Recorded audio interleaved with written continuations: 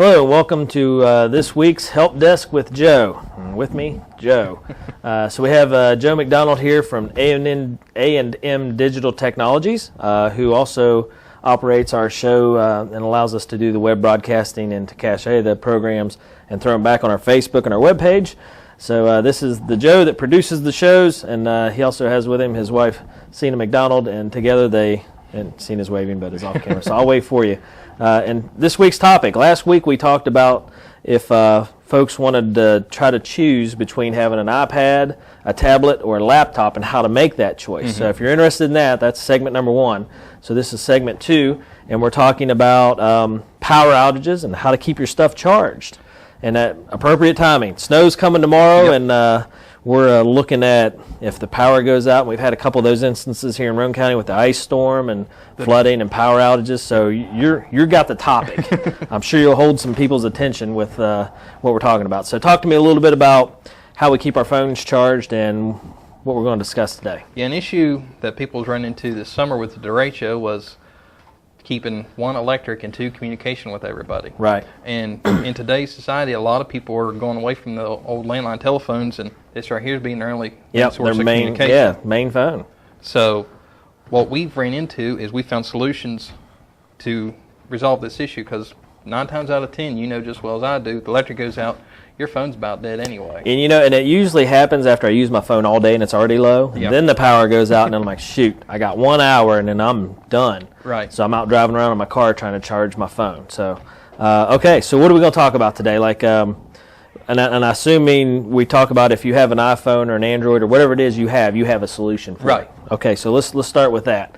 Talk about the solutions. Okay, well, the easiest solution to start out with is the phone itself. Okay. If you have a smartphone, all those apps and everything you've got running in the background, the best thing to do is close all the apps. Right. Close them out, shut them off, and start to prepare to not have charge for a while. Because every app that you have running that you have sitting in the background, that's using up more battery. Right.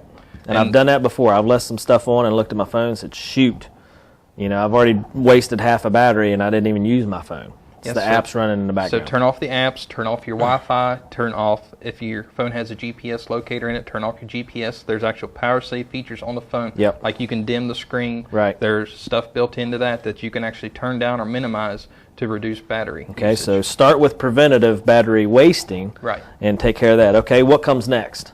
Well, the next thing is trying to find a power source. Okay. Well, not everybody has a generator. Right. A lot of people have a laptop. Okay. I was wondering how this was going to come into play, and you wouldn't tell me, but now I know. All right, go ahead. So if you have your laptop, you have your phone, what do you need? Well, if you have your phone and your laptop, take your charging cable out. Okay. On your laptop, you have power save features. Turn your screen off, leave your desktop, leave everything else turned on. Right. But make sure it turns your screen off to reduce battery usage. Plug your cable in your laptop, plug it into your phone, and it's starting to charge. Okay, so you can siphon the battery off of this to get your phone, which having communication via phone is a lot more important than surfing the net. Right. Well, and if you don't have any electric, you're not surfing the net anyway. Okay, so where we were. So yes, instead of surfing the internet, take care of your priorities of having communication. Right. Okay, so that's way number 1. What's way number 2? Way number 2 is, depending on your smartphone, they do have cases that you can use as chargers. And with this case, for the iPhone, you just slide it out, slide your iPhone in, slide the top back on, and it starts charging. Okay. So does that act as an extra battery as well, or is it just a charger? It's an extra battery. And it essentially just does the same thing as a laptop, starts feeding your main battery. And on the back is a indicator that gives you an idea how much battery life is left. Okay. So it'll double your battery life and or charge as well. And there's all kinds of other gizmos out there little adapters that'll just plug into your phone. Do a quick charge, like a jump charge. Okay, and good. they even have adapters where you can use AA batteries.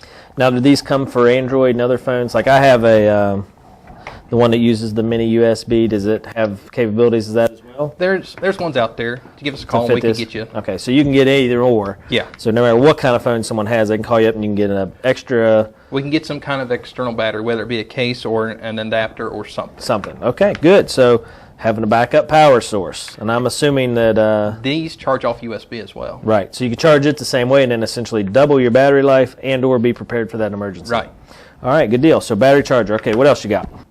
So the third version of what we're looking at is solar power. Yes. And I know this is your personal favorite. It's shiny. Is that what it is? Well, that's just because the plastic film on it. But anyway, the solar device can be charged by the sun or USB. Okay. Now, to get a full charge, to get a maximum charge out of it, they recommend by charging it by USB. Right. So with the charging of the USB, you can get your My iPhone 4 a full charge. Right. Plus, there's still a little juice left to charge other devices. Okay. Now, with the solar power... let's assume that your power is out and you have, this is run down, your backup batteries run down, you're down to this. Okay. What do you have? With this, I set this outside all day, and I was able to get my phone up to 50% at completely dead. Okay, so that you set this out, you're at your house, you set it on the windowsill, you're still using your phone, but you know it's going to run down, and then you come into evening time, you pick that up, you plug it into your phone, it zooms it right up to 50%. Yes. Okay, great. So now you're sitting on 50% of your battery, which you didn't have before. Right. And as you say... some's better than none. Exactly, because otherwise you'll be sitting on zero power. So, after 3 or 4 days of a power outage or, whatever the case may be, which we've had before, yes. Your laptop's going to be drained, your phone's going to be drained, your backup battery's going to be drained, and now you're sitting with probably the most sustainable source, right. And it'll get you back up to 50% power to stay overnight, and then you can stick that back on the windowsill, charge it up again, and you're ready to go the next day. Right. So... this has multiple uses, and this is why this is my favorite. I think the idea behind being able to go camping, hiking, for somebody that goes camping for a week and you just don't hang out by an electrical outlet, This would be perfect. Going into the backwoods, no electric needed. Just set this out while you hike. Right, and you don't need a lot. All you need is just your USB cable. Right, to your phone. Yeah, and most phones come with them, yeah. So, and it also has a nifty LED light on there. So yeah, you can use it as well.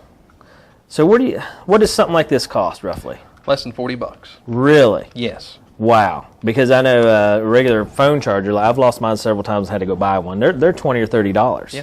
And this is something you could sit on your car dash. Yeah. It actually comes with 2 suction cups that you can actually put on yours. And I like that it has a feature on the back. I don't know if you can see that well enough, but it has a check feature, and you press the button, it shows you the charge. This one has 100%. It shows 80, 50, and 20. Okay, and then it charges in, has a little in outlet, a little out outlet, the LED light, which is pretty neat, and then of course the solar screen. So this makes me glad to see this type of stuff coming along. This will change the way we do stuff because you'll no longer be reliant on having an outlet beside you. You can start to work stuff out. So fantastic. Now this just charge phones. Will it charge like an iPad or? iPad I'm not sure about because it draws a lot more power. Yeah, it has a pretty big battery system. But I have read reviews where people's charged their phones and a Kindle on it. Oh, really? A Kindle? Yes. Okay. So, and then this is something that I'm sure they make bigger versions that you can get. Yes. That so you can get solar chargers that will charge people's iPads and so forth. Right. Now I have seen. It's one of those things you get what you pay for. Right. I've seen a cheaper version of this, and I bought to test with. I set it out in the sun all day.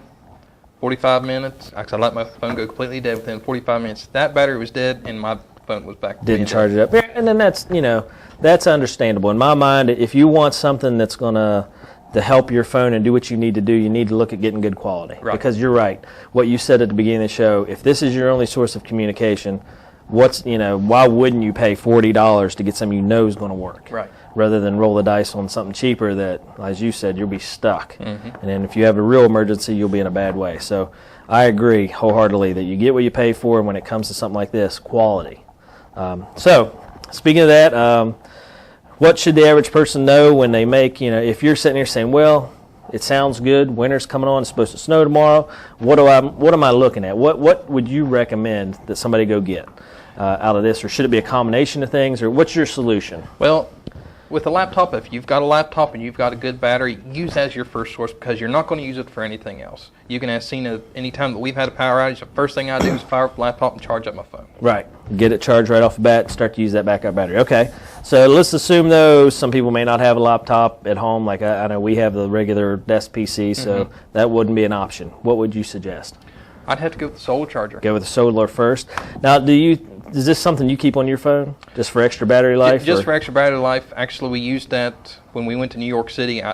Electric up there is hard to find. It doesn't cost. Yeah, right. So I bought that just for the trip to use to have extra battery power. So this is a good choice for anybody that's traveling, which I assume this would be as well. Oh yes, it would. And but having extra battery life and having more power. Okay. Because that was a lot easier to carry than having to drag this thing with a cable. And trying to make sure you're charging it all the time. So if you're going camping or whatever, or just to have at your house, this is probably a pretty good option. Right. This is more for if you're traveling and just need a short charge and you know you're going to need it. Right. Okay. What else is out there? What else should they know about phone sustainability to prepare for power outages? Well, it doesn't matter if you have a smartphone, regular cell phone. And nowadays, it doesn't matter. It's just what kind of setup can you get, and we can set you up with just about anything. That you read right into my next question. So if someone calls you, I call you up and say, Joe, I have an Android-powered phone. It has the mini USB charger. Or let's say my mom, I want to get her a Christmas present, even though it's a couple days before, and I know she has a regular flip phone, 5-6 years old. What do I need? You're able to take care of it, fix me up with the appropriate charger or battery life, and we're good to go. All we need to know is the brand of the phone and the model number. Okay. And the brand is usually stamped somewhere on the phone itself, and if you need the model number, almost every phone, you can take the case off, pop the battery out, and it's right under the battery. Good. Okay, so there you go. So this week, our help desk with Joe, talking about how to prepare yourself for a power outage and what you need to keep your communication alive. Yes. In times when phone could be a big difference in what you need to get yourself help or whatever in case of emergency. So just to highlight real quick, using your laptop via the cord, battery backup, and also battery charge, extra charge via your phone pad or a solar deal. So, and I'm assuming, they make bigger chargers, right? So you could use it as the sky's the limit as far as how fast you want to charge and how much charge you want to have. Well, when it comes to solar, you're still kind of near, it depends on how much sun you're able to get. And all that. Right. But you could get a bigger unit and charge your iPad or. Oh, yes. So, yeah, because there's actually. I'm impressed. To get 50% on your battery and to have this small of a unit with the features it has is pretty impressive for $40. Really, there's worse ways to spend $40. Oh, yeah. Now, the technologies out there, of course, now costs everything, where people are actually running their whole houses off solar now. Yeah. I want to be one of them. Well, you can do it, but call Joe. All right. I'm not into that. Okay, but anyway, yes, if you have any questions, you'd like to prepare yourself for that emergency or that power outage, and especially if you use your phone as your sole source of communication, how do they get a hold of you, Joe? You can give us a call at our offices at 304-927-3588 or at our website at www.amdigitaltechnologies.com. And as always, this show and all our Pat shows provided courtesy of A&M Digital Technologies with Joe and Cena McDonald, and we appreciate their support and sponsorship of our show. So if you have any questions, get a hold of these fine folks. They'll fix you up. And remember, when you shop local. Joe and Cena sponsor not only our basketball program for this Winter Fitness coming up in January, but also this show and all the shows we do with it. So yeah, we're real excited about the basketball. I know. We're going to have you out there reffing some games. We don't know about that, but we might try to get some streaming going on. It'd be fun to see someone try to ref some of our games. The kindergartners get pretty good. Walking, still walking, timeout. They're running.